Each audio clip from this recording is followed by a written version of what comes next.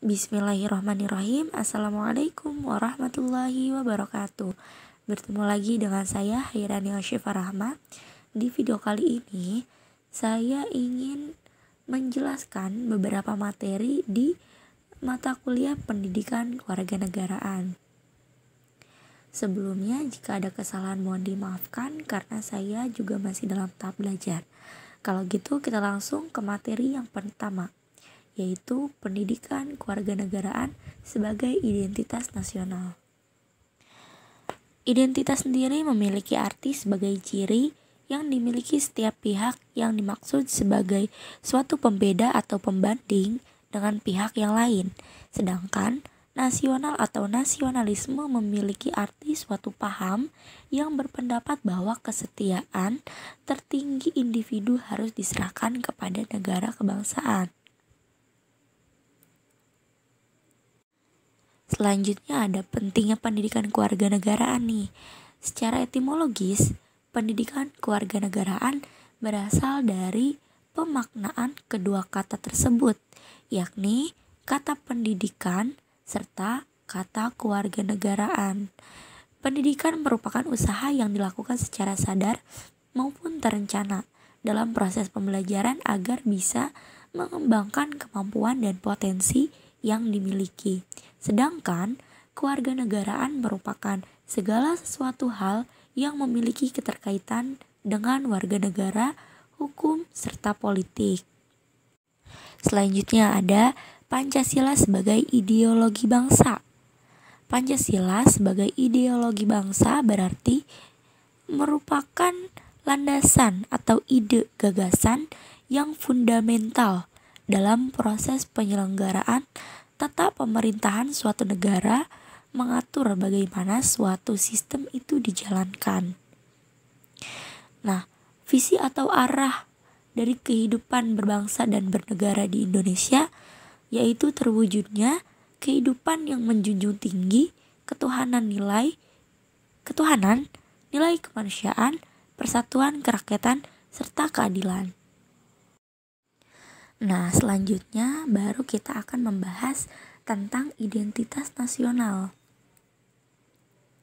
Apa itu identitas nasional?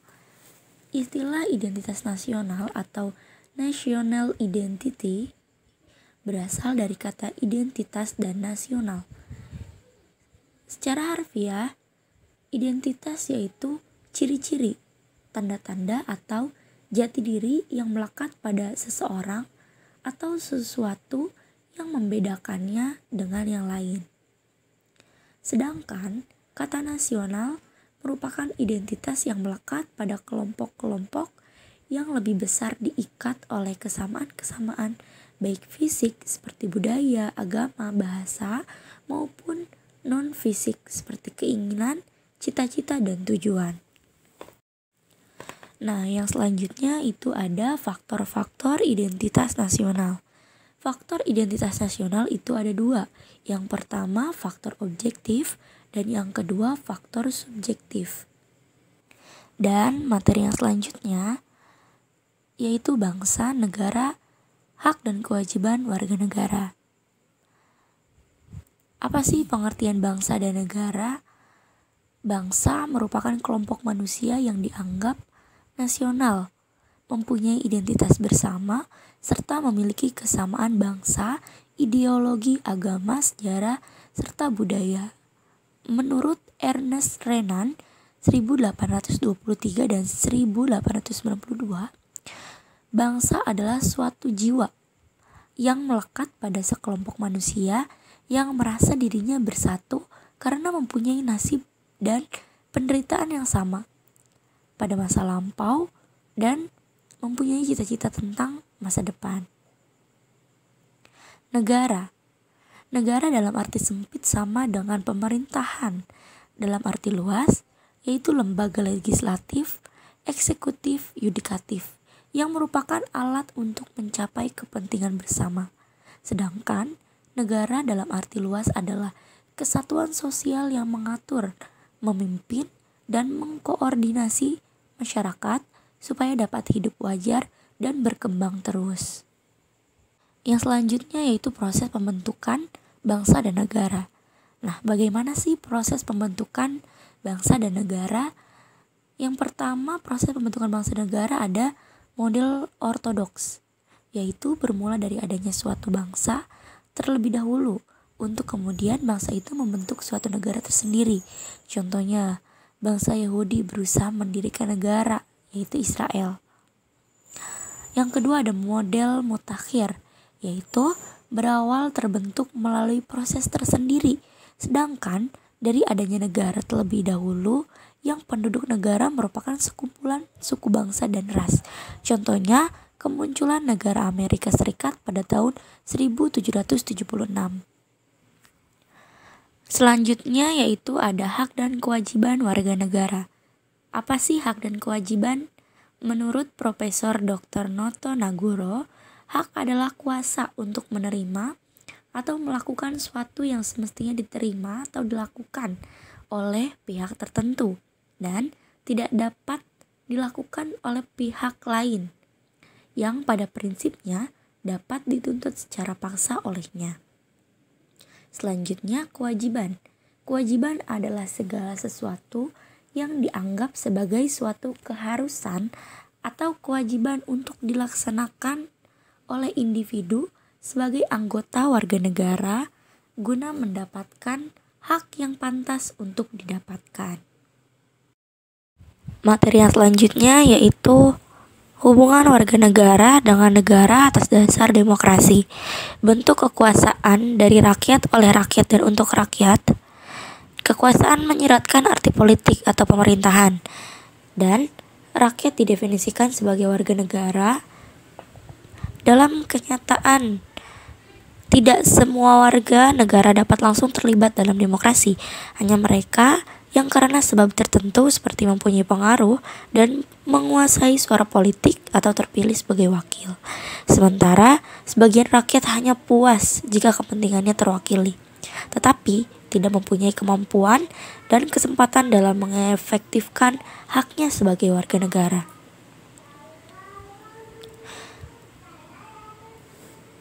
Materi yang selanjutnya yaitu hak asasi manusia dan bela negara.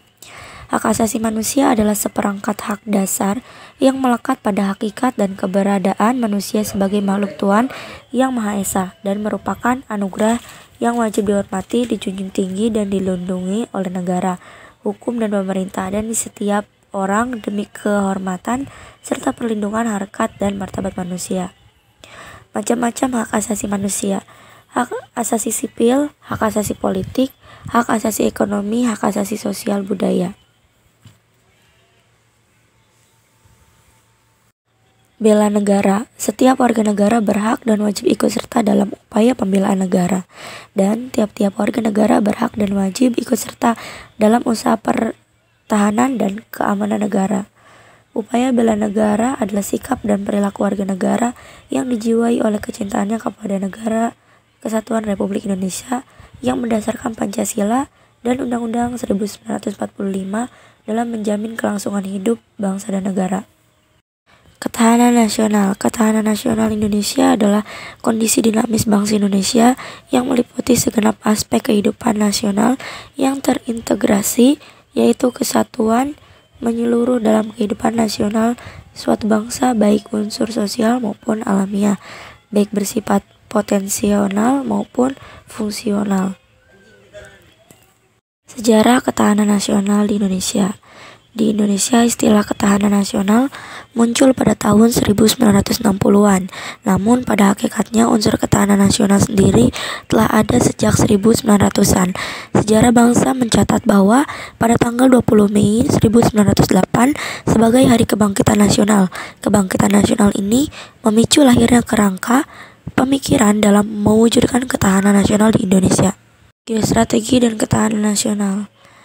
Geostrategi Indonesia merupakan strategi dalam memanfaatkan konstelasi geografi negara Indonesia untuk menentukan kebijakan, tujuan, dan sarana prasarana untuk mencapai tujuan nasional bangsa Indonesia. Perkembangan konsep geostrategi Indonesia. Yang pertama, Bandung pada tahun 1962. Isi konsep geostrategi Indonesia yang terumus adalah pentingnya pengkajian terhadap perkembangan lingkungan strategi di kawasan Indonesia yang ditandai dengan meluasnya pengaruh komunis.